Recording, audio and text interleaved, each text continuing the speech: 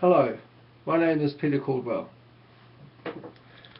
For more than 40 years, I have been a student of the violin and piano, and for the last 30 of those years, a teacher. I received formal training on the violin and achieved success in examinations through to diploma level. However, I'm a self-taught pianist, and I was able to do this by applying the rules of musical theory that I'd been taught when learning the violin. The wonderful thing about music is that the laws which govern musical expression and notation are universal. In other words, no matter who you are and where you are, by applying these principles, you can learn to play music and learn a musical instrument. It doesn't matter if you're white, black, African, Chinese or Lithuanian. The same musical precepts apply equally all over the world. Now, if you've been told that learning a musical instrument is difficult, my answer to you would be yes and no. What do I mean by this? Most people think that learning to read music, for example, is complicated. It really isn't once you understand how it's written and organized. Notes on a page are written according to two very important musical principles. The first is rhythm, which has to do with playing notes in time and to a beat.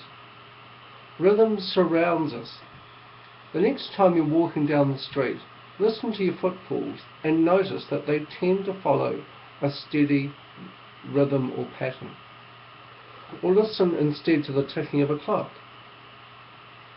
You probably unconsciously tapped your foot while listening to a favourite tune. That again is an example of rhythm. The second thing to understand is pitch. Pitch is simply the level at which we hear a certain note. Think again of a favourite tune. Sing it out loud or in your head, and notice how the notes vary from each other.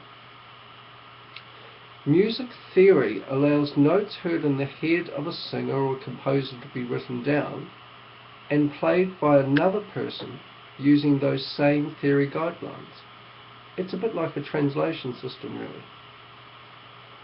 And now to the part of learning most people consider hard: learning to play an instrument itself. Now, I played two quite different instruments, the violin and the piano.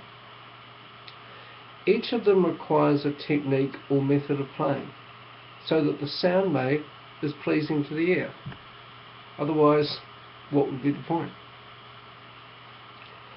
To be successful in learning an instrument can best be summed up, and yes, you heard it right here, one word, and that word is practice.